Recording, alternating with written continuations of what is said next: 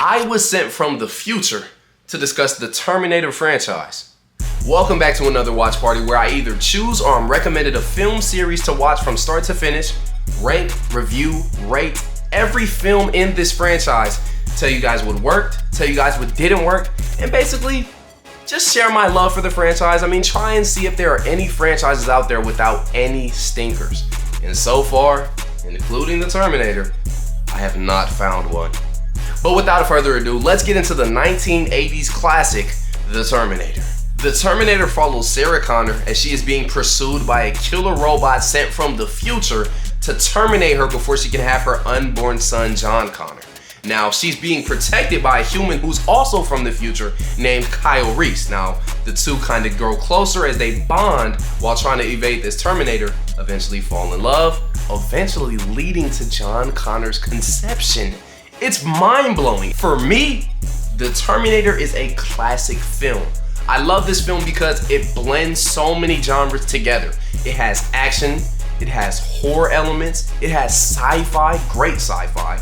It has mystery elements, noir elements, it has practical effects. There aren't too many digital effects in here. I mean, it has stop motion in there. I mean, there's so many different methods of filmmaking combined to bring this killer robot to life. Whether it's makeup on Arnold's face, showing the metallic skeleton under his flesh, whether it's stop motion moving the metallic skeleton, whether it's superimposed explosions. Now, some of the effects look a little iffy, I ain't gonna lie. But I mean, it came out in the 80s, bro. What do you guys expect, man? Honestly, this film has a lot of highlights, very few lowlights for me. And I say, why not get into those right now? Highlights. The shootouts, chases, fights, and explosions are all top tier. The action is just top tier. The score by Brad Fiedel is absolutely generational.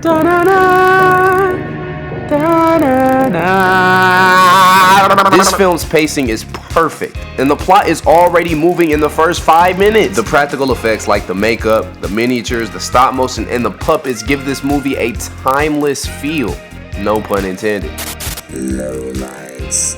This shot in particular did not age well at all to me. It really stands out. I would be looking at photographs and I myself would ask myself, is this me or is this a dummy? When I was asked the question, I must have been wrong 6 or 7 times. 6, 7. So this is how close this was, or exactly a resemblance of my face. So it was really amazing. Even in the film, there was no way of telling. Cap. Story-wise, I bought Reese's love for Sarah, but I didn't quite buy Sarah's love for Reese. I feel like for their relationship to be so important and consequential for the rest of the franchise, their arc felt kind of rushed to me, a little bit underdeveloped. I feel like, you know, and his tragic death at the end didn't really help anything. It definitely could have been slowed down or expanded on a little bit. I know there are deleted scenes, but I don't know. I feel like it's just missing maybe 1 or 2 more scenes. You guys see those highlights, you see those lowlights, you see why I love this film so much. Now, having to rank it against the other Terminator films, I mean, this one ranks pretty highly. I thought this film was freaking incredible. The Terminator is one of my favorite films of all time. No lie. I really love this first film. It's such a strong start to the franchise. And I mean, it's hard to follow up such a great movie. I wonder what they do for Terminator 2, Judgment Day. I'll be back. Terminator 2, Judgment Day. Terminator 2, in my opinion, is a perfect sequel. Better yet, a perfect film. It takes a lot of the elements from the first and dials it up by 20. This time around, we follow John Connor. He's alive, he's born, he's a kid in the early 90s. But they send a freaking Terminator back in time to kill a child. But the T-800, Arnold Schwarzenegger's model, is sent back to protect John Connor this time. He was hacked in the future by the Resistance and actually sent back to save him. Now, we get to see 2 robots battle it out. We get to see John Connor kind of learn and mature throughout the story. We get to see Sarah Connor's character get elevated to a level that man, this movie is insane. I can't even put into words how great her character is. Female characters today can't hold a candle to Sarah Connor. I mean, just seeing how they flipped the first film on its head and focus a little bit more on action than the second one, I'm gonna be honest. The first one had a lot more genres at play. The second one is more of a streamlined action flick, still with crazy sci-fi concepts, groundbreaking visual effects. Now, you know, it's 2026, baby. So some of the effects, they don't look like, you know what I'm saying? It's not Avatar that we're watching, which was also directed by James Cameron, GOAT filmmaker, but it services the plot very well. I mean, some of the effects genuinely look crazy, and it's not over reliant on these visual effects. It's a mixture. You feel what I'm saying? Like the liquid metal Terminator, in some shots when he gets like blown up and stuff, he's a practical effect. In other shots, he is a digital effect. So even when they're using these digital effects, it's sparingly, and it still has weight to it. You know what I'm saying? It's not ugly gray plastic Marvel CGI. It actually has weight to it, and it actually services the story, services characters. And as the audience, we love seeing this liquid Terminator. He has a very satisfying power set. He's very scary. I mean, I'm gonna get into the highlights, I guess. You feel me? I don't want, because the T-1000, if you can't tell, it was insane. I mean, even today, still, that villain is scary as freak. And I mean, let's just get into the highlights and lowlights. I'm geeking out about this film, if you can't tell. Let's talk about the highlights. Highlights. The T-1000 is one of the greatest villains ever put to film. He's super overpowered, incredibly durable, and he's way stronger than Arnold's T-800. This adversary truly feels like death incarnate. This robot is so dangerous, and we really feel his presence throughout the film. Even when he's not on screen, we know that he's on his way. And I love it. Sarah Connor is one of my favorite female characters, and seeing her growth from the first to second film, it feels natural, justified, and awesome. This film sees the emergence of digital effects and uses them to perfection. The practical effects are better than ever. The explosions are bigger than ever. The villains are scarier than ever. The concept's cooler than ever. This film is so well made that they're still trying to recapture the magic 35 years later, bro. Lowlights. There are no lowlights. Yes, there are no lowlights, bro. This film is freaking, it's peak. This film is actually peak. I said the first Terminator was one of my favorite films of all time, which it is. The second Terminator, it's top 5. It's top 5. This is my first time saying it. I'm on camera. I'm thinking, I'm like, dang, man. Gushing about this movie is just so easy. I could talk about this movie for days. I could talk about this movie for days, bro. It was that good for me. So, yes, the Terminator, if I had to rank it, it's up here. It's easily the best film in the franchise. It's up there with that first, but it passed that first. It actually exceeded the first. This is what sequels should be. You should take concepts present in the first and build. You shouldn't redo the first film. You shouldn't redo the first film. And that's what I feel like modern sequels have lost today. And Terminator 2 is the perfect example of bigger, better. Ah, man. The first 2 Terminators are freaking incredible. The third one often gets a lot of hate, but my take on the third one might actually surprise you. Let's talk about it. Terminator 3, Rise of the Machines. Now, this is where, for me, the franchise started to get a little bit repetitive. So Terminator 3 takes aspects from Terminator 1 and aspects from Terminator 2, 2 all-time films, and just recycles them, bro. It just recycles them. Of course, there are a couple changes here or there. I mean, the TX is a different model. It's a woman this time. Big change. Some of the action set pieces are dope and different and unique, but you know, every Terminator film has a car chase. This one has a car chase. Every Terminator film has a machine being sent from the future to kill. This one has the same. Now, Terminator 2 had the machine being sent to protect them as well. Terminator 3 has the same. So you see what I'm saying? Like, it is fairly repetitive. They are recycling the formula, but in my opinion, the execution, it's enjoyable. It's not as good as the first 2, nowhere near. I'm not gonna lie, nowhere near.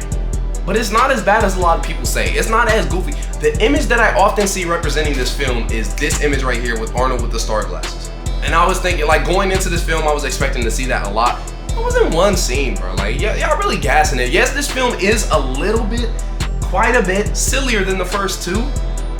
But that kind of adds to the fun for me, because it's like it knows it's repeating the beats from the first 2, but it's having a little bit more fun with it. Okay, let's get into the highlights and lowlights because I got stuff I want to talk about. Low-key, I could just ramble about this movie because it's not as bad as they say, but it's not great. I would darn near argue it's good, bro. Let's get into the highlights and lowlights so you guys can see what I'm saying. Let's go. Highlights. The TX is just...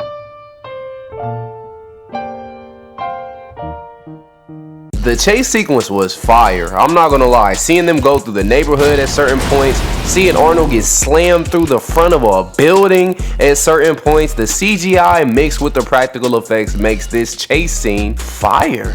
This film was super heavy on the early 2000s vibes. Now for me, that's a highlight. For others, it may be a low light. You guys can say whatever, but you can clearly see in the visual effects, you can see in the costumes, and most importantly in the music. Marco Beltrami, who did this film's soundtrack, also scored I, Robot, which is another human versus robot film taking place in the future, and it's a little dystopian, you know. The same vibes are present in this film, and I just thought, you know, with I, Robot being one of my favorite films of all time, yes, call me a little bit biased, but I felt those vibes in Terminator 3, Rise of the Machines as well. I had a lot more fun with this film. You know, it had a more comedic tone, and I said Terminator 3 is like the less serious younger brother of the Terminator films. The cheesiness often worked for me and made this film feel tonally different from the previous two in a way that didn't take away from the franchise. It just made it more fun. However, the fun and games come to a screeching halt once we reach the end of the film, where we realize Skynet going online is actually unstoppable. I mean, it's a canon event essentially, and we see John Connor and his soon-to-be wife positioned to lead the resistance and getting ready to go to war. It was serious, but it didn't feel like a massive tonal shift. It felt like that's what the fun for the film was leading to, and then you reach that point and it's like, dang, wait,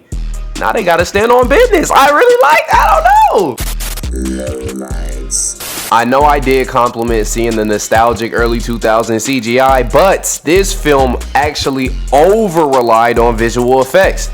In particular, the bathroom fight scene. Now, it just looks weird. They look like weightless, fake people fighting, and they're smashing. It just looks crazy. And I will say, this is a good point for me to talk about the Terminator on Terminator combat in the franchise. Definitely in Terminator 2 and 3. I mean, it's like, I grab you and throw you into this wall. You grab me and throw me into that wall. And then they go back and forth. And that's how the robots fight. And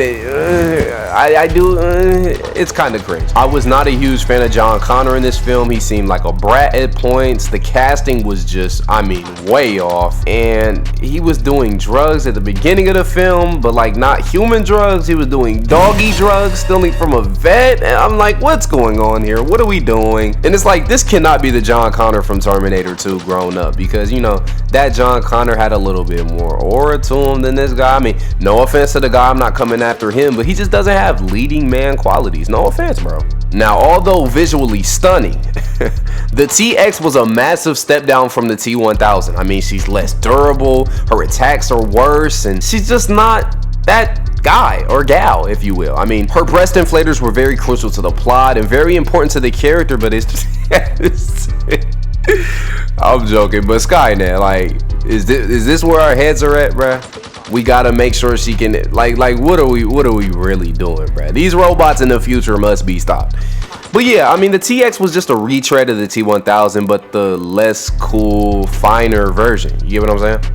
You see what I'm saying? Like, very mixed bag, but in my opinion, it leans more so toward the good than it does the bad. For me, I had fun with the film, and I'd rather they end the franchise after Terminator 3. Everyone says, oh, they should have ended after 2. Terminator 3, in my opinion, that can enter the canon. I thought the ending of this film was so strong. It left me with a dang, that was tough. Like, that was tough. And the TX, baby. But yeah, so if I had to actually rank Terminator 3, it would go a little higher than you would expect. For me, because I actually really enjoyed the film. I feel like it had some great set pieces. I feel like it had some decent combat. I feel like the TX was looking fine as ever. But I mean, the film for me was very enjoyable. I had a lot of fun with this film, and it's better than some of the later installments. We could say that. Let's get on to the next one. Let's go with Terminator Salvation. Terminator Salvation.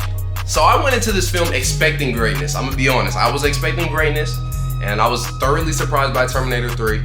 But Terminator Salvation surprised me, but in the opposite way. I thought it was gonna be better than it actually was. With a cast like this, they had Sam Worthington, they had Kristen freaking Bell, they had, what's her name?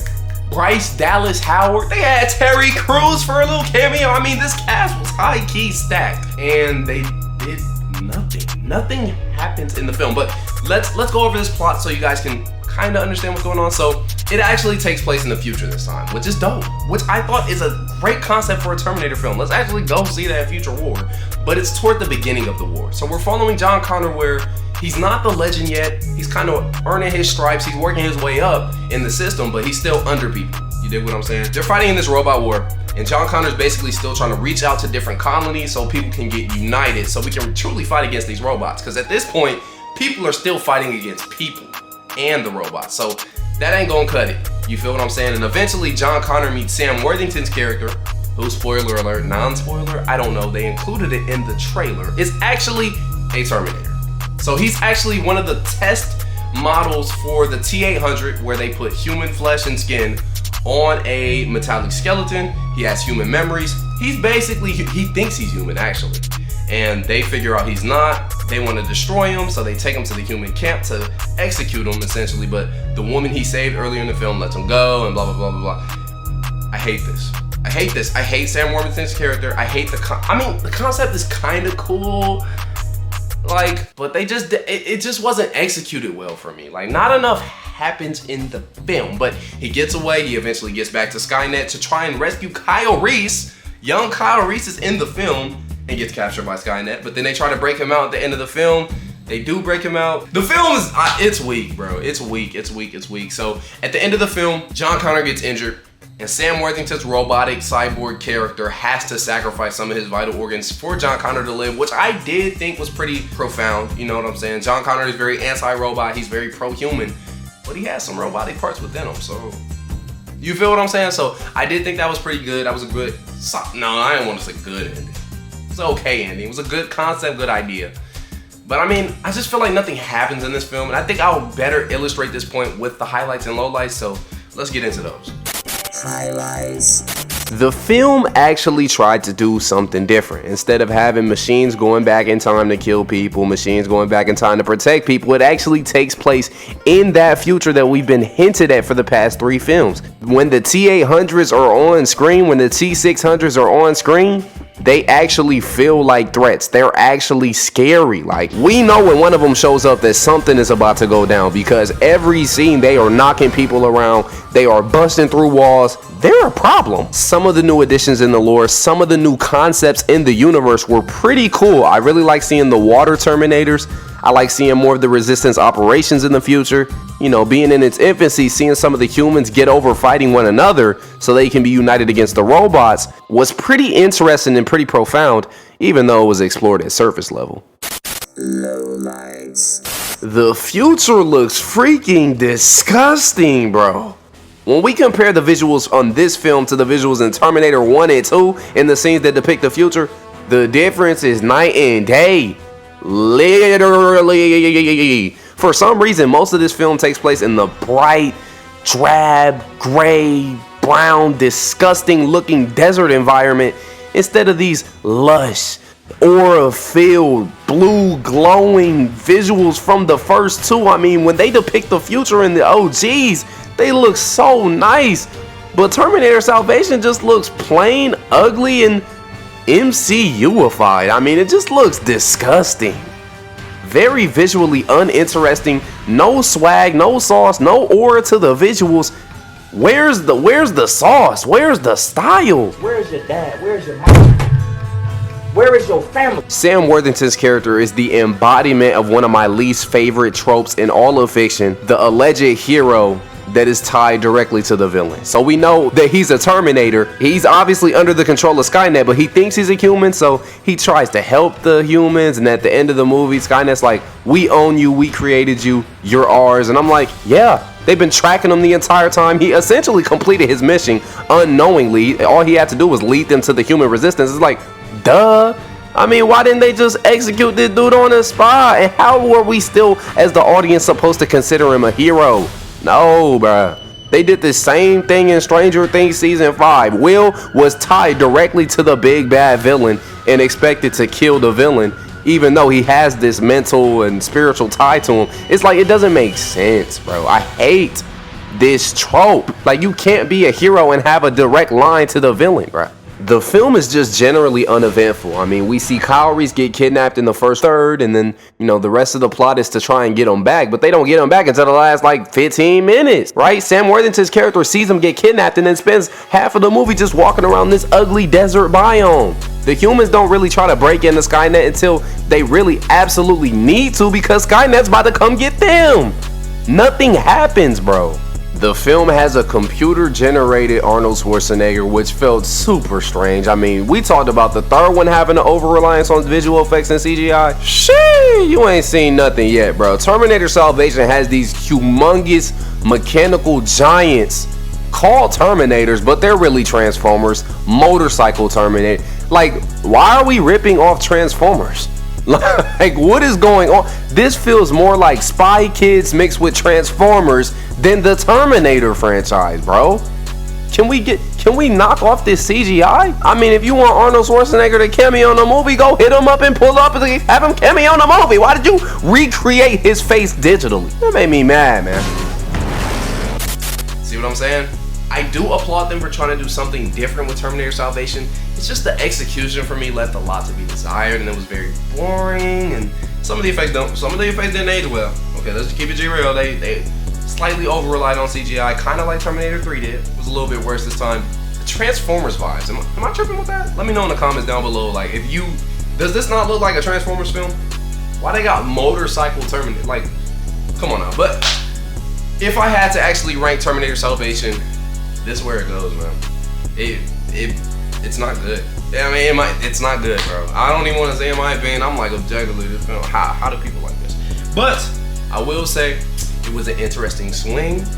It was a miss, but it was an interesting swing. I can applaud the filmmakers for trying to do something different. I can applaud the switch up in tone, switch up in vibe, but I just feel like they could have handled it better. I don't know where the franchise could possibly go after this. I mean, next up is Terminator Genisys, but I'm like, this is the lowest point in the franchise. Can this save the franchise? Can Terminator Genisys save the franchise? Terminator Genisys. I have a very strange and interesting relationship with this film. So, when did Terminator Genisys release? The release date of Terminator Genisys was June 21st, 2015. So the film came out in 2015. You know what I'm saying? I saw it when I was young. I saw it when it released. I loved it. I thought it was fire. Did I see any of the other ones?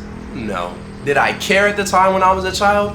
No. And I've actually seen it from that 2015 year before I rewatched it for this watch party. And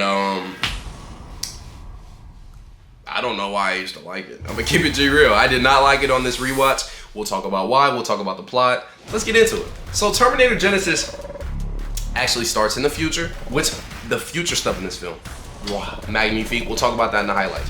But it actually starts in the future, and it shows them sending Kyle Reese back in time. So they send Kyle Reese back in time, and this is where things start to get crazy. So where he was sent to protect Sarah Connor in the first film, this time Sarah Connor's already a badass. She knows what she's doing. She's standing on business. And it's crazy, and the T-1000 is there a couple years early. Things are very off in this film. So I don't know what's going on. I think they leaned into multiversal themes in this, and I'm like, the multiverse in media, I want to make, okay, comment down below multiverse if you want to see me make a video discussing good and bad multiverse films, because that's something I want to do. I feel like that's a cool concept. I feel like there are franchises that handle it super well, and there are franchises that suck with the multiverse. The Terminator is one of them. But anyway, so the timeline is all sorts of messed up, and they're in the 80s, and they actually travel to the future, but not all the way to the future where the human robotic war is going down. They travel to the future before Skynet is released, which is 2017. So they travel back in time to the 80s, then they travel forward in time to 2017. It's very convoluted, but we'll get into the highlights and lowlights. We'll talk about that. So they're traveling back in time. Surprise, John Connor was sent back in time as well. What the heck? Hey, John. John is a freaking Terminator, bro. Don't say hey to John. That's the big twist for this film. Again, twist. that was in trailers as well. So there's something going on with the marketing department within the Terminator franchise, something going on with their team. I think these are meant to be twists, but they're putting them in trailers. This is 2 films in a row. I don't know what's going on here. I don't really care. The film is not good. Hey, I mean, spoil your own film if you want. I mean, whatever. So yes, John Connor is actually a Terminator who was transformed by, I think, nanobots. I don't know, I don't care. So eventually our team of Sarah Connor, Kyle Reese, and Arnold, the Terminator, have to fight against John Connor and stop Genesis, which is Skynet, from going online. Let's get into the highlights and lowlights. Highlights. The sequences that take place in the future are actually peak, bro. They recreated that vibe and aesthetic from the first 2, where it has that blue glow, it has the technological advancements, it has the overall look that was in the earlier ones, and it kind of elevates it, man. The action and the combat are top tier, and overall for the entire film, not just the future sequences, the visual effects are fairly solid. I mean, they look pretty good. At the very end of the film, we see Arnold's Terminator actually get an upgrade and become a T-1000. I thought that was pretty cool. But not gonna lie, that's really where the highlights end, bro. Lowlights. The John Connor twist, if you want to call it that, is buns, bro. I mean, what's up with the subversion, man? This is the first film in the franchise where they really ruined John Connor. And we're gonna get to the last one, but I'm not trying to spoil. But yeah, I just don't like the twist. Why would we make the hero of the franchise into the villain? Why would we make the human who stands for human rights a robot? It's just dumb, and it subverts the entire franchise needlessly, pointlessly. And I didn't like it. The over-reliance on time travel in this film just makes no sense. So we send Kyle Reese back in time to the 80s. He gets into a couple battles. Then he and Sarah Connor travel to the future, but not all the way to the post-apocalyptic future with the human-robot war, but actually to 2017, which is where Skynet went online.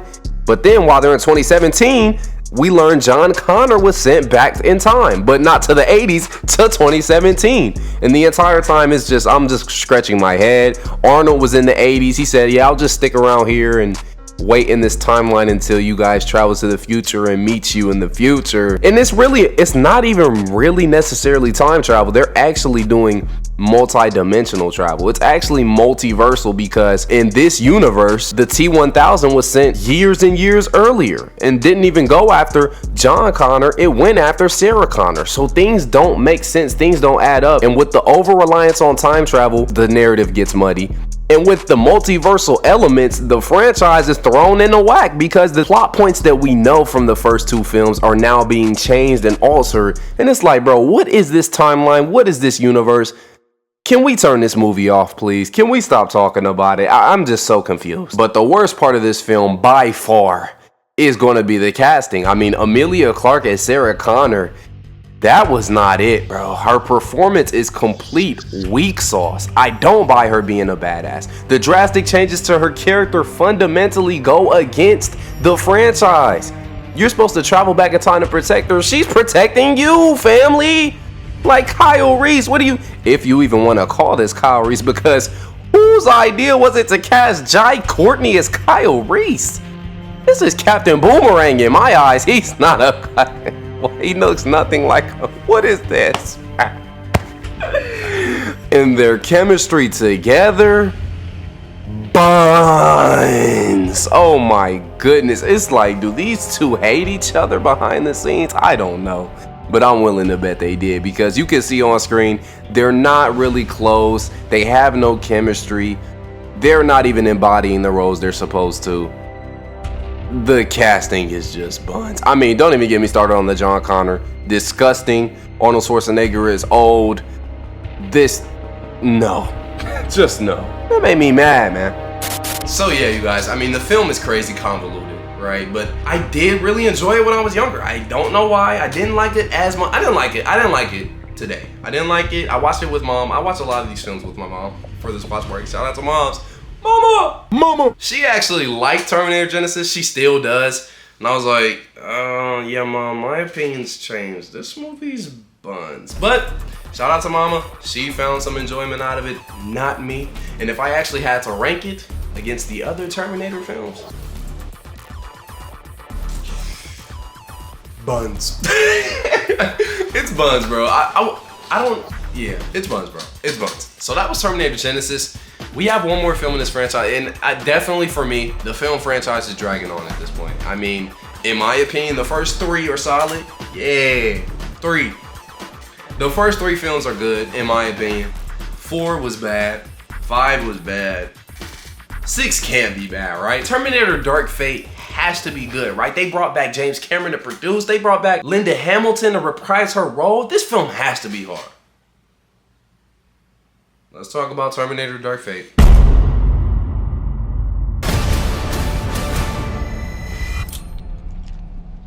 I'll be back.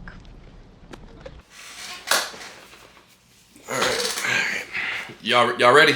Terminator Dark Fate is one of the worst movies I've ever seen in my life. One of my least favorite movies I've ever seen in my life. I don't want to say worst, because there are, I mean, quality-wise, the film is fine, right? It's a film. It's one of the films of all time.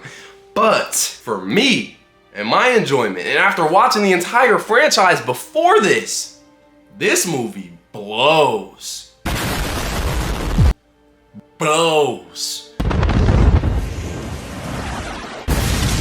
For the intro to this film, we follow a Terminator as he terminates John Connor. The John Connor that the entire franchise has spent protecting because he's so vital to human survival in the future.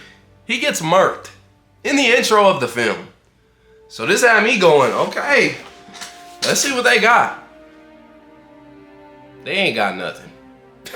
They ain't got nothing. So John Connor's executed. Sarah Connor is distraught, sad, heartbroken, whatever. And now our new savior of humanity, our new leader of the resistance, is a Hispanic woman. I don't remember her name. I just remember she was Hispanic. Hispanic people, love your culture. But it just felt forced. We'll get into that in the highlights and lowlights, but in my opinion, DEI, right? Diversity. I'm black, bro. You feel what I'm saying? But what I don't like is when we black folks get hand-me-downs. Like my biggest example of this is Captain Falcon, right? He was Falcon. He was him. He was comfortable in his own position, but he got a promotion to be Captain America? How is that a promotion? You feel what I'm saying? But like he's literally getting hand-me-downs, and it just feels like they said, okay, all of the protagonists of the Terminator films have been white. Let's get some diversity up in here. And it's like, I don't care, right? Like, but it was distracting. Like it was distracting for me. Like it was, I don't even know. Like it's a slippery slope. Like I gotta watch what I say, but at the same time, I don't, because I'm trying to keep it G real. It didn't feel organic. It didn't feel like the story would naturally lead there. It didn't feel like, I mean, the lady couldn't act, in my opinion. She wasn't cool. She wasn't badass. I couldn't buy her as the leader of the resistance in the future. She ain't no Sarah Connor. Like I said, Sarah Connor, in my opinion, is the strongest, coolest, baddest, best female character in fiction. I don't know if I said that, but I just did. I don't know if I said it earlier in this video, but I just did. And I'm standing on business with that. Her character developed. She has a character. The Hispanic lady, I don't see any glimpses of awesomeness in her future. She was just, I mean, she pretty though, I ain't gonna lie. She's just a pretty Hispanic lady. That's it. It's like, I don't buy it. But anyways, that's a little bit of a tangent. I mean, you can say what you want in the comments. It's how I feel. Whatever. This Hispanic lady is now our new John Connor, essentially, right? She'll lead the humans in the future. And a Terminator sent back to kill her. I know, very repetitive, but it happens. It's a Terminator movie. So he's sent back to, and of course he's a Hispanic guy, but he's in a Hispanic community, so it makes sense. You know, he's trying to blend in. I get it. But here's where stuff starts to get very weird. This time, the Terminator sent from the future to protect her is actually a human with cybernetic implants. So she's still a cyborg. And she, of course it's a woman. I mean, this is the girl power Terminator, bro. This is the most political Terminator. It's the most weird Terminator as far as not even casting, just plot points and concepts. It's stupid, bro. It's not a Terminator film. It's not, bro. But look, so a female cyborg is sent back in time to protect the Hispanic lady and kill this new Terminator. Now, the new Terminator is dope. The Rev 9, he's not a T-800, he's not a T anything, he's a Rev. Skynet doesn't exist anymore. John Connor doesn't exist anymore. Sarah Connor's still in it because she's a woman. You feel what I'm saying? Arnold has a family now. It's strange.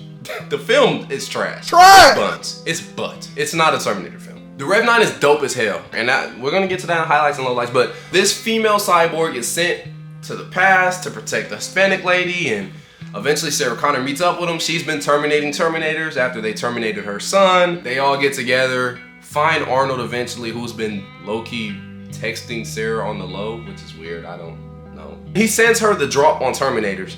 She slides for her son, you know what I'm saying? She gets the job done and then she'll wait for the next text to slide on the rest of the ops. But it's a bizarre film. It's just bizarre. I mean, it was trash. It wasn't a Terminator film. It didn't feel like any other films, despite having some of the same beats. It wasn't a worthy sequel. It was a legacy sequel, not done to perfection. I was about to say done to pitifulness. Done to pity, if that's a saying. It wasn't good, but let's get into the highlights, if there are any, and lowlights. Let's get into them. Highlights. The Rev 9 is legitimately cool. Okay, the effects look great. The abilities are sweet. It's like two Terminators mixed in one. It's pretty fire. The visual effects for the entire movie look pretty good. I mean, it's modern day CGI. It doesn't really distract at all. It enhances the story. But yeah, that's just about it for the positives. Lowlights. This human machine merging, I feel like it goes against the core theme of the entire franchise. Man versus machine. Don't humanize the T-800 and give him a family. The protagonist from the future is half robot, half human, further blurring this man-machine line which was once so clear in this franchise. John Connor gets terminated as a child. Skynet doesn't exist anymore. The Terminator has a wife and kid. Future humans are half cyborgs. The series, this is not a Terminator film, guys. And don't get me wrong, I love women just as much as the next guy, but this level of girl power is and will always be forced and completely redundant. The film decided to go with a big three of women. One from the future, one from the present, and one that's old. There's nothing wrong with having strong female characters. Sarah Connor was legendary in Terminator 2, but Dark Fate puts us in a full-on women's hostile takeover. And this level of girls get it done messaging is bordering parody here. Completely unacceptable. Ladies, you think we need more cool female characters? I agree. I hear you. But if you guys are expecting more films like this, we do not negotiate with terrorists. Along with the forced female presence, this film also has a forced Hispanic presence as well. This time around, John Connor has been essentially replaced by a Hispanic woman. The Terminator has been replaced by a Hispanic guy. They sneak into America illegally. At one point in this story, they sneak into America illegally and have to escape the Terminator and the US Border Patrol at the same time. They eventually get captured and booked, and then the Terminator goes undercover as a Border Patrol agent. I wonder what they're trying to say here. It's like the messaging in the film is so heavy-handed. Hey, we get it, man. Hey, screw ICE, bro. I'm just like y'all, bro. But gang, like, can I just enjoy my movie about time traveling robots, please? Can I like, you feel me? Like, can I just enjoy myself? If we keep politicizing these stories to this extent, changing and focusing on the ethnic makeup to this extent, throwing women in seats of authority just to make them look cooler, and destroying what was previously important to the franchise, you will never beat the woke allegations. And I hate that term, but I would say it applies to this film perfectly. Yeah, you guys, Terminator Dark Fate was a weak, whack, trash way to end this franchise, and it really hurts my feelings. It hurts my heart, if I'm keeping it real, man. This was a horrible way to end the franchise, and it's like part of me is like, yeah, I hope they get another one, but at the same time, if it's anything like Dark Fate, bro, you can keep it, man. So here's the ranking with all the Terminator films, including Dark Fate. And he's down there. You see it. You agree with it because that movie sucks. It might have its fans. You do you. Everyone's entitled to their own opinion. That's why I'm sharing mine. But yeah, you guys, let me know how you feel in those comments, how you feel about my retrospective of the entire Terminator franchise. Let me know what franchise I should watch next for the next watch party, baby. We are back. I love this franchise. I actually do. After the first three, I love those first three. I love what they tried in Terminator Salvation. I love they tried. And then the last two, I don't know what's going on. But yes, I've started watching Terminator Zero, which is the new Terminator anime. It's cool. I mean, again, I started watching. I ain't finished it. I ain't binge it. I wasn't drawn in that much. I started it. I thought it was cool. I do want to finish it. When will I finish it? Maybe never. Hopefully I do. It's solid. Hopefully I get drawn in with this next episode. But let me know if you want a Terminator Zero video after I finish it. But also let me know, what franchises do you want me to watch for the next watch party? Come on, bro. Give me some recommendations. I need it. I need it because I'm considering James Bond. He has a lot of movies. I'm considering Godzilla, who has like over 50 movies. I'd do it. I would do it. But I would have to be a lot like kind of rapid fire. Like, boom, this movie buns. Blah, blah, blah, blah. This movie buns. You know what I'm saying? Because I'm sure Godzilla, I'm sure they can't all be hits, right? But also, send me the golden franchise that doesn't have any stinkers. If you can find one. I challenge all of you guys to find me a franchise with no stinkers, because that's what I'm on the lookout for, baby. But that's been me. I've been Scatpeezy. Y'all take it easy. And I'll see you on the next one. Hasta la vista, baby. Yeah.